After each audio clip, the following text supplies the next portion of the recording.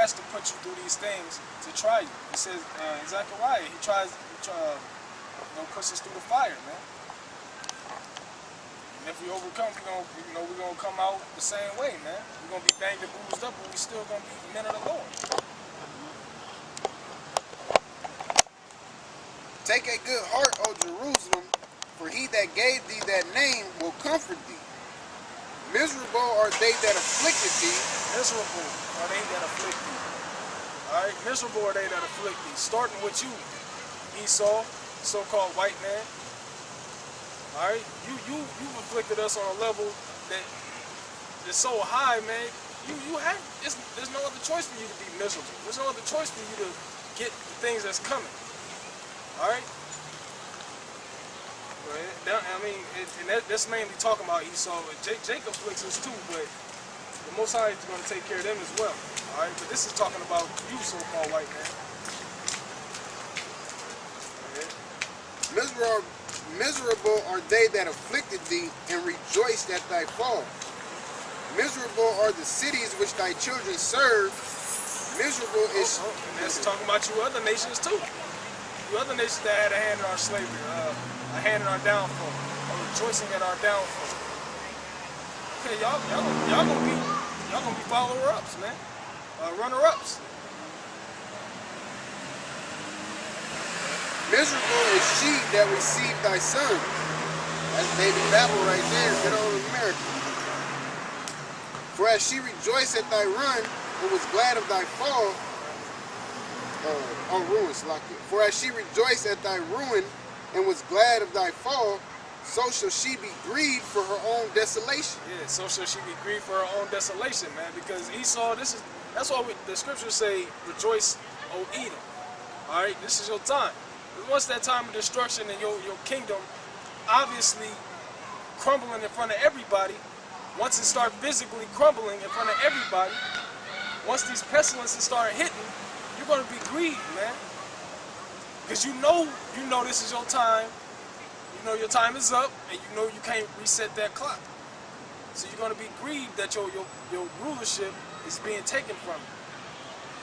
That's where I say, War on King Babylon and Syria and Asia and Second Ezra's 16th chapter. Because like the brother was saying, it's all getting fun now, but once these prophecies start coming to pass, you're going to see that destruction. You're going to have death knocking at your door. If you don't answer, if you don't answer, go kick your head. SWAT. For I will take away the rejoicing of her great multitude, and her pride shall be turned into mourning. The pride that Esau has of never going down, that American pride, alright? Oh, that's going to go down the drain real quick.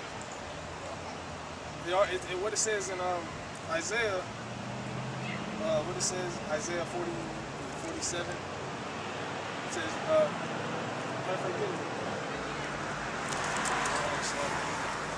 Because you're saying these white folks, they got a real bad problem thinking that America's not going to go down. They got this new show on HBO called The Leftovers, where basically one day, you know what I'm saying, like 2% of the world's population just disappeared, and it was the rapture. A lady had the baby, the baby was crying in the back seat, and then the baby just stopped crying, the baby was gone, and cars started getting into accidents, and people just disappeared. But America kept going on for years and years and years. Like I believe it was like starts 3 years later, and people still in America, still going to school, still working their jobs, still doing everything like it's supposed to be. But that's not according to Scripture. Nothing was destroyed. How did those people get saved, and what did they get saved from? Where's the destruction? When did the Lord come back? You know what I'm saying? That's it's not according to Scripture. America's gonna be destroyed in this third world war, and the Lord's gonna come back and set this place right. Not this place as America, this place as this world. And he's gonna put his chosen on top. This is Isaiah 47:6. I was wroth with my people. I have polluted my inheritance. And the Lord's people, as we know, are the Israelites, the Negroes, Latinos, and Native Americans. Right? The Lord, He said that we're His inheritance as well. Right? And given them into thine hand. And that's talking about Esau. Okay, that's why we're under the rulership of Esau and his kingdom. Not only did they, do everything that they did during slavery, but look at now, you know what I'm saying, how they got us, where they got us living at, man. In the dumps of all the cities, man. Roads is all messed up. But you go where so-called white man lives out, their roads look all nice, no potholes. Gas is cheaper, you know what I'm saying? We was looking at that. Insurance is cheaper. Insurance is cheaper, you know what I'm saying? So they do everything in their power to show no mercy, man. And you gotta work harder to get nothing. Yeah. Opportunities. Yep. The jobs is plenteous. First fire, last hire. Thou didst show them no mercy. Upon the ancient hast thou very heavily laid the yoke. So nobody that's an Israelite gets a break in this place. Esau he's gonna put that, he's gonna remind you that you're in slavery. He's gonna let you know that you're in slavery. That's why, what was the retirement age? Retirement age is like what? It was 65, I believe it went up to like 67 or 69 or something like that. Esau don't give a damn, man, because Esau is Esau. Esau is gonna do his job. Exactly. Esau is the devil, man. And to show you how unbalanced it is, if we were to live to 69 or something like that, this generation, we wouldn't even get Social Security. Because we paying for the motherfuckers that got Social Security right now. And even them having Social Security, some of them still need jobs to handle bills. It's not like you get a certain age and you don't have to work. You know what I'm saying? If you live in one of them homes, people got to pay for you to live in them homes and stuff. Man, everything costs, dog. Like everything. You get my grandma. She had the retirement age. She's like, I gotta get me a temp job or something. You know what I'm saying? You still need more money, man. Exactly. You need more money to struggle. You know that's the kingdom's not gonna be like that. We're not gonna have to work hard at all, man. Oh, Esau. But Esau, everything is gonna flip flop, man. Yep. Everything is gonna flip flop. And it's gonna be double. It says, upon the ancient hast thou very heavily laid the yoke, and thou saidest, I shall be a lady forever, so that thou didst not lay these things to heart. Yeah, that's that pride. All right, that's Esau saying nobody's gonna touch me. Okay, this kingdom that I'm ruling is gonna last forever. It's gonna last as long as I want it to last. Okay. So Esau knows about the destruction, but he's not thinking about the destruction. Check this out. Neither didst remember the latter end of it. Yeah. The latter end of it is what? Total destruction. Okay. And of course, going to the kingdom, you're gonna be in slavery. You don't want to go into slavery. That's why Esau is doing everything in his power. That's why he's bringing the chip, because he don't want his power to fail. Okay. Like, and they know, like they know the scriptures, man. Them higher upper, the elites, they know the scriptures, they know the prophecies and all of that, and they seeing it starting to come to pass, and they trying to, change the prophecy or whatever, but it's just not gonna happen, man. It's just not gonna happen. So, like, deep down, they feel like, man, we might just have to go into slavery. But then it's that pride kick in, like, nah, we good, we got this. You know what I'm saying? We ain't even seen them yet. Yeah, yep. Yeah, just like the Most High did to Pharaoh, he do the same with Esau, man. He got them thinking that they gon' get salvation, basically. When they know they don't, they know they're not gonna get salvation. And by salvation, I don't mean on the chariots. I mean they kingdom going on forever and ever, and them, continuously being over us, man.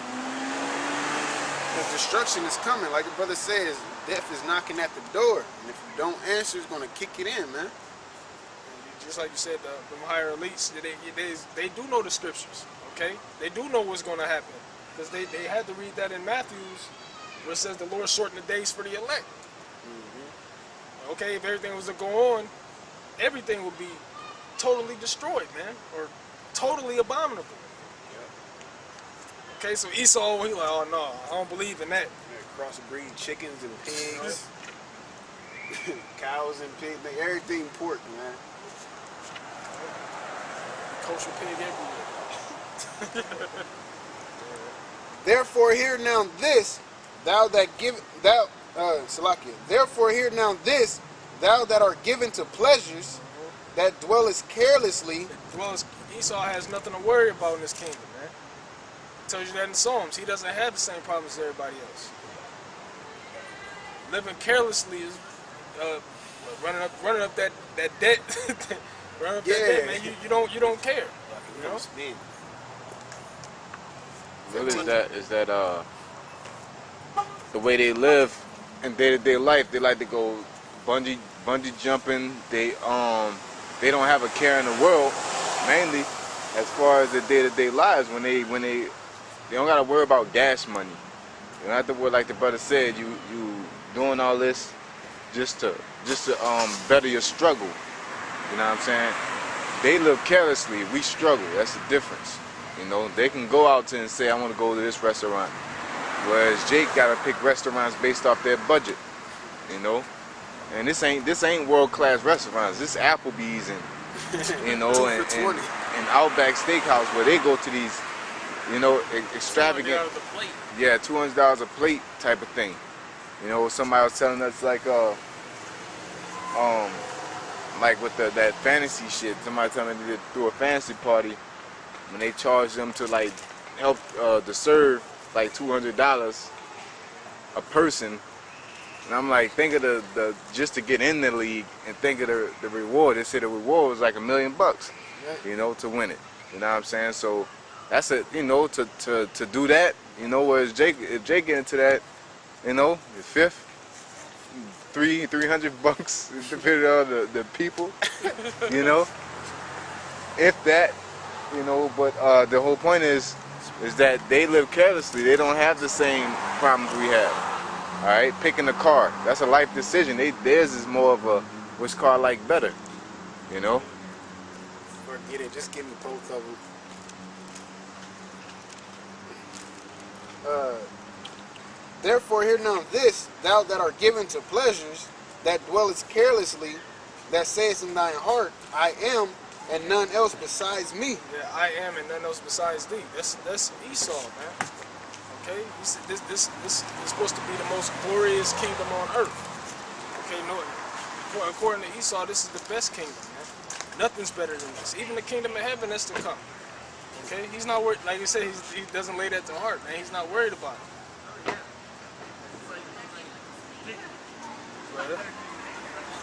And none else besides me. I shall not sit as a widow, neither shall I know the loss of children. Yeah, and that's the mindset of Esau, man. He doesn't think he's going to have the loss of children or widowhood. But guess what? Let's go ahead. Let's go ahead. And like the brother was saying, as far as the everyday lives, they, you know, where they, like we look like, dang, you know, we gotta watch over our shoulders when we walking through neighborhoods and all of this or that, or car roll up kind of slow. We like, you know what I'm saying? They ain't really worried about none of that. We have to go over our shoulder and take the trash out to the curb. You know? They jog in their neighborhoods early in the morning. You know what I'm saying? Shit, I used to want to jog. I said, it's a good idea. You know, there ain't no jogging in the hood. 6 o'clock in the morning.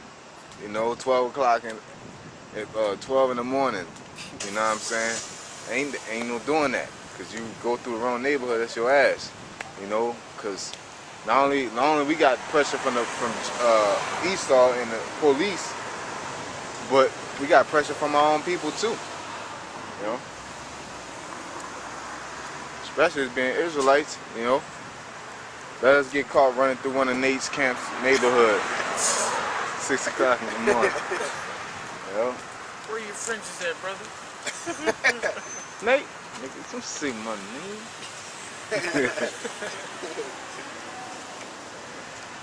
But these two things shall come to thee in a moment, in one day.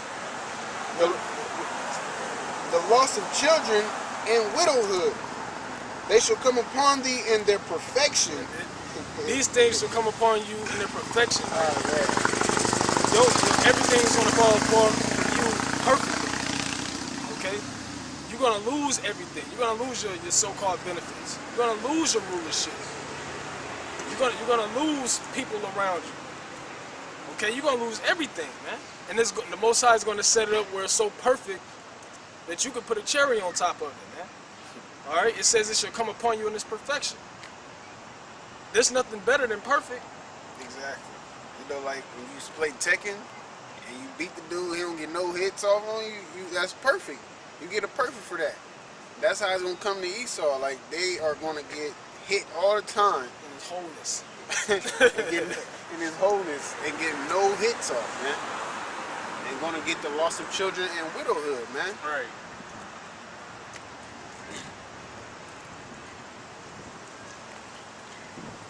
For the multitude of thy sorceries and for the great abundance of thine enchantments.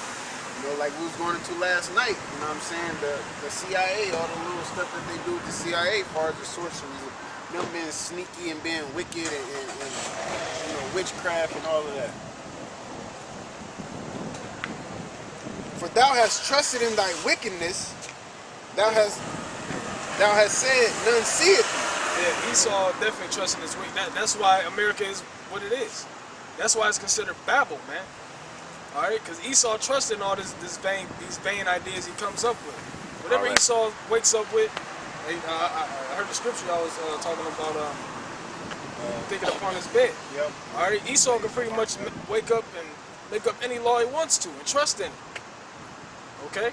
Yeah, and it's average so-called white people, they trust in the military, they trust in the judicial system. The nigger woman trusts in the judicial system, and they you know, the wicked trust in their wickedness. You know what I'm saying? The police, the system itself, from the benefits, from the laws. You know, the wicked is the ones that trust in it. That's what Jake don't trust in that shit. You know what I'm saying? That's why the scriptures say that there ain't any of you having a matter against another, go to the law before unjust and not before the saints. Basically saying if you got a problem with another Jake, then you going to Esau to handle your problems, call the police. You know what I'm saying? When you know the police is shooting us up left and right, you know, or believe the military will get us out of trouble, you know, or believe that America is going to take care of Jake. You know what I'm saying? This system, these people that run the system, their beliefs is all wickedness and all corrupt. There's no good that will come from it. That's why I say, woe to them that go down to Egypt. Yep. And their system not even good for themselves. It's just short-term benefit. You know, because they're destroying the world. They're destroying their own society. That's why they got to move every couple decades or so. Whereas, like just in Omaha itself, they used to stay over in the the flats, I believe, and then they moved out west. Now Jake moving over there, and then now they're moving back here. You know, and the areas are getting smaller. They just use the same tricks, just constantly move around. But eventually, you're gonna run out of space. You know, you're gonna burn all your bridges. You know, Jake gonna get back into that mindset when we ran y'all into the mountains. Say, no, you know what? You motherfuckers ain't right as a people. You know? That's the conclusion the world is gonna come to, actually. That Esau ain't right as a people. Gotta get rid of him. He gonna show his horns. Isaiah 47:10. For thou hast trusted in thy wickedness, thou hast said, none seeth me. Thy wisdom and thy knowledge, it hath perverted thee. And thou hast said in thy heart, I am, and none else besides me.